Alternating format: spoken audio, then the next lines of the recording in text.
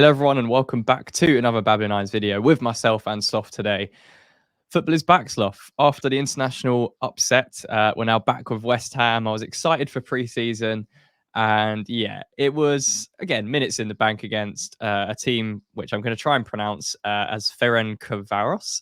Obviously, not to the standard of what West Ham would be expecting, but again, it was interesting. There's a few things we can take from it in terms of Julen Lopetegui's first game, the approach we took, how we set up, certain players playing in the first half over second half. Does it matter? Are we reading between the lines a little bit too much? But ended 2-2. Good run out for a lot of them.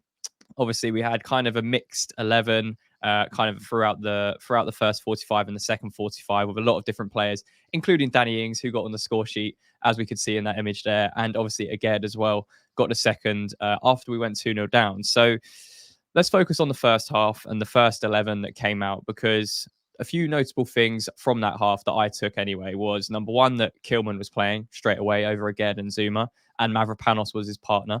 The second one, obviously, being Guilherme as well, playing out on the left-hand side. Interesting again, once again, from Lopetegui. And the final one was how he utilized players like Kadua, who was playing at right back throughout that first half. So quite a lot to dissect from that first half. Firstly, let's start with the centre-back pairing of Kilman and Mavropanos. Are we reading too much into that, or do you think that's maybe what Lopetegui was trying to favour as his potential first choice centre-back pairing? I think they'll be the favoured centre backs if we can't offload Agüed or Zuma. I think those will be the favoured two. I have got to say that I think Mavropanos looks absolutely awful today. Like he very much needed this pre-season, let's say, gentle warm up. Yeah. So I think it was a case of he looked very poor, but I think that'll be the starting centre backs going forward, especially with the rumours that Agüed is, apparently they have both kind of settled down a little bit and both seem in a better frame of mind. But I think as soon as a club comes knocking, I think that might change. But I think Kilman looked quite good. Like, he looked quite comfortable. Agreed. It's very. I'm not going to sit here and pretend that I'm going to read anything into today. I think it's it's just one of those games where you go, okay, it's nice to see a bit of a run around, and everyone was sweating after about 5 minutes, I think it was. And they said, "Oh yeah, we're not used to running." They're like, it's surprisingly hot here, and obviously the altitude's high. And I was thinking, yeah, but that's a lot of sweat. Like, I used to do altitude training, but that was a lot of sweat. And it was one of those things where I thought, even though we conceded pretty early on, I thought we looked quite sharp. It was good to see the youngsters getting involved, and I thought Kadua looked quite lively. I was going to say the opposite. Really? I thought he grew into it, but I think you could tell he wasn't playing his favoured position. I thought he had a few loose touches, but yeah, he was trying to make things happen, and a lot of the play did come down that side with Kudus as well in front of him. But yeah, I don't know, reading into it too much. I think when you're playing in a position that's not your normal position, I think he looked as good as he could have looked. Like, he was trying to make things happen while also thinking, "Am I in the right place?" And I think you could tell he was in two minds about things. But it's again, for someone asked to just kind of go there and try it out, I think he looked all right. He looked pretty comfortable on the ball. And same with Guilherme. I thought he looked really sharp. Very quick to accelerate, and obviously he's coming from the Brazilian season, so he doesn't really need as much of a warm-up or pre-season as the others. But I think he looked sharp, and obviously I'm not getting too far ahead of myself. I think he showed glimpses that he's got a lot of potential and ability on the ball. But yes, it was I'd be lying if I said I was bowled over and excited for the season ahead. Yeah, there's always a caveat, isn't there, with preseason matches? It's all mainly about fitness. We've got, half of our squad really not with the current preseason squad that we have out there in Austria. And yeah, I think to touch on that, I thought Kilman looked really, really solid in the first half. You could tell he was, he's someone that is very comfortable in possession. You can tell that from the type of player and the type of way he was playing. Forward passes and looking for different, he hit a really good diagonal switch in the first half as well, which we're accustomed to seeing at West Ham from centre backs, the likes of Dawson and Agard kind of pushed for that one.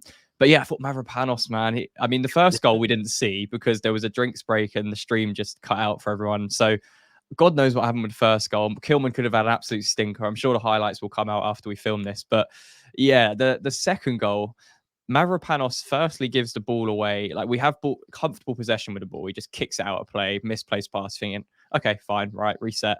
And then he loses his man, loses his runner, who goes on to score the goal for the second. And yeah, they were 2-0 up at half time. And I thought Mavropanos looked off it. Like you say, I think from the first 20 seconds, he was being taken on down that right-hand side. So it was a little bit tricky. But Gil Herme, yeah, I completely agree. I think he looked really sharp. You can tell he's not really coming into it as a pre-season match. He's obviously been playing in Brazil. I thought Kudus looked sharp as well over on the right-hand side. He had a few nice dribbles and runs. Cornet wasn't really involved up there, which is a shame. And yeah, what did you make of the midfield pairing of Orford and Potts? Because they're two players we spoke about before preseason started as being on the ones to watch alongside the likes of George Murphy and even Kadua. So what did you make of those two performances, and who do you think performed slightly better out of the two? This video is sponsored by Emotive. Emotive provide cutting-edge digital services, solutions, and training to companies and businesses of all sizes. Emotive have worked with some fantastic brands in the past, as you can see behind me, the likes of Apple, Google, Tesco, and of course, Babylon Irons. Emotive offer 4 key services, the first being digital solutions, the second being professional training and coaching, the third being fractional experts, and the fourth being AI readiness. We're going to be working with Emotive on our channel to improve how we showcase the data to you guys in our breakdown videos and data analysis videos. If you want to find out more information about how Emotive can work with you, make sure to scan the QR code now, which will take you to emotivetouch.com, where you can find out more details about the company, and the link will be in the description. A massive thank you to Emotive once again for sponsoring this video, and let's get back to it. I think Orford looked really good. And we said in the video of ones to watch, I think I said, I think he's about 6 foot, but I'm not sure if he's like physically developed. He looked big today. Like he did look big, and I thought, okay, he looked very calm in possession. Some of his touches were very good, and I think both of them in the middle offered something that I'd love to see more starting in cup games, and particularly if we have a little cup run or an FA Cup or Carabao Cup, I'd like to see them starting and getting lots of minutes under their belt, because I think they looked quite, as I said, I'm not going to read too much into today, but I think that they looked very much ready for the level of physicality that is needed at this level. And it did make me laugh about 10 minutes in, I think, when they started to look a bit sharper and very much like taking the front foot and taking the game to us. The commentator very quickly went, this is of course their last preseason game. They have had a long run up before this, and it was like, there it is. They're much fitter than us at the moment, and they did look quite sharp. But I think Orford and him and Earthy looked quite good together. I think I think so as well. I think again, you'd expect them to make a couple of errors and stuff, which they did. But I thought what you mentioned there of Orford, he was really good, very comfortable in possession, looked really good in that midfield role, looked very confident, and I'd like to see a couple more games from him in pre-season just to see what he's like when a couple of other our other kind of international players come back into the squad following their break from an extended pre-season. But yeah, what did you make of I think we tried to do it in the first half a lot in terms of the pressing and the way we wanted to play without possession of the ball. You could hear Lopetegui as well from the touchline, kind of instructing his players on, and you could hear the vocalness from him on the touchline, which I liked. what did you make of the pressing? Because I think at times there's still a lot of work to go. That's number one, what I've seen. And number two, as you mentioned, it was sweating a little bit too much for my liking. Do you know who I'm going to stick up for? And I really hope he doesn't pick up another mystery rare injury. But I think Cornet looked quite sharp. Like he was doing a lot of work, and I thought, I sound so condescending, but it was like he ran really well. Go on, yeah, he did really well. Like no, but I really enjoyed it. Like I think he was very much someone who was going out to try and impress, and I quite liked the pressing. I thought we looked. It's something that we didn't really see much last season, and obviously it's early doors. And when we get the players who've been away with their international sides come back, I think there'll be an added degree to that. There'll be a bit more intensity, but it was good to see us at least trying something a bit different. And I think obviously you lead from the front with a press, and it's very much reliant on multiple players and reading other players' body language. You have to be able to shut down the avenues of a player shaping one way, and I think that sort of thing is what Cornet's quite good at. So that's probably why he stood out. But Guilherme and him seemed quite good together, and I think they looked very much the stronger of that side. And I think I don't want to read too much into it because, as I said, like Kadua's covering, and when you've got a player like Kudus in front of you or next to you, it's very you're not going to look the better of those two. It was very much a case of Kudus looked sharp and almost like he'd not been away. Whereas, there's a couple of rusty touches, but Kudus does that sometimes anyway. But Kadua looked just a little step off, and they didn't quite have the same intensity on that side or match Guilherme's work rate in comparison. Yeah, but I liked the press. I liked seeing us try something a bit different, and we've been critical of the fact that Moyes at times had a very sort of one-note approach, and I again don't mean that with disrespect, but I think he didn't really have pressers at the front. Antonio was very much the player who we relied on to lead that, and it wasn't as intense of a press as we saw today, which I know again sounds weird in a pre-season, but I think it seemed a bit more coordinated. It seemed like it was more of a one side's effort and the other side kind of trying to taper to that, and I was quite impressed. Yeah, there was more. I think there was a more of a systemized approach to it. As I said, there's still a lot to do. But you could kind of see from the way, I said Mavropanos didn't have the best half, but one thing he was doing pretty well was leading up with that press as well with Kilman. You could see how high they were both coming out when we were setting the press from the front. And, there was a few occasions when Mavropanos did, win the tackle. It went out for a throw or managed to regain possession from the press. So, in that sense, we know that's Mavropanos. He can be a very aggressive defender, and it works in that situation to play to how Lopetegui wants to. But second half, Sloth, we saw a lot of changes.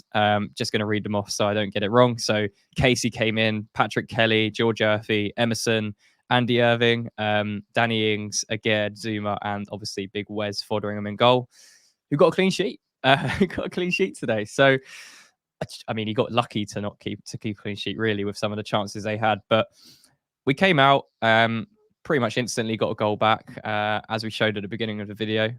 Danny Ings with a lovely free kick from outside the box. Obviously outside the box, otherwise it's a penalty. What did you make of that Danny Ings curler, screamer, fantastic free kick? Only at West Ham would you have Danny Ings score a free kick before James Ward-Prowse. Yeah. It was a decent free kick. Look, I think it was quite far inside the post, so that's all I'm going to say on that. But I think he is a good strike, and it was a free kick as well. So I think fair play. Maybe we could be looking at Danny Ings' resurgence, or I don't think so, but. Look, I think he looked pretty sharp when he came on. He was pressing, and you could tell that he'd basically been told, go out, show me what Yeah. you can do, and press and lead from the front. And he did that quite well, I think. But apart from that, I think it was a case of, obviously the my stream was really good up until just points, where we missed the second goal, so I have no idea what happened there. But there was one point, I think it was about 10 minutes into the second half. It might have just been after he scored, actually, and they kind of like, it went out for a throw in, and I was like, oh, this throw-in's taking a long time, and it took me about 30 seconds to realize, oh, my stream's just frozen. But aside from that, I think Earthy, who I was very eager to talk about before, I thought Earthy looked really sharp. Yeah. He was the one who impressed me the most in that second half. And as we mentioned, like, a few of the players, you could tell they were back, and Aguerd at times, his touch was really really wayward at times. He did one where he was like sort of in their half and going towards the goal, and the touch was like something you would do in your school shoes. It was like way out in front of him, bimbled straight to their player, and he was just kind of completely caught wrong-footed. But I think there wasn't really that much to do. It was it's just a runabout today, and I think Earthy looked good. The youngsters were the ones who I think came away with, in my opinion, apart from Cornet, I was really impressed with them. And we did our video earlier on the ones to watch, and I think that they very much showed why today. Yes. Yeah, no, I agree. And yeah, we also saw, obviously, Callum Marshall came on as well a little bit in that second half, same as Sean Moore. And yeah, then we got the equaliser, which was actually a really good finish from Aguerd in like the 90th minute. So it ended 2-2. As you mentioned, minutes in the bank, number one. Number two, there was a little bit of the Lopetegui footprint, into the way we were pressing and the way we were trying to play. But as I mentioned at the start, there is a lot of work still to do. We've got a lot of players still missing, and the sweating was a little bit too heavy for us. But yeah, let us know in the comments down below. What did you think of the first official Julen Lopetegui West Ham game in this era? Still a lot of work to do, as we mentioned, but who impressed you the most coming off of that 90-minute cameo? And yeah, who are you most looking forward to seeing in the next game play under Lopetegui? Yeah, let us know in the comments. Leave a like on the video if you enjoyed. Subscribe to the channel if you're new around here. And Sloth, till the next one. Come on, you eyes.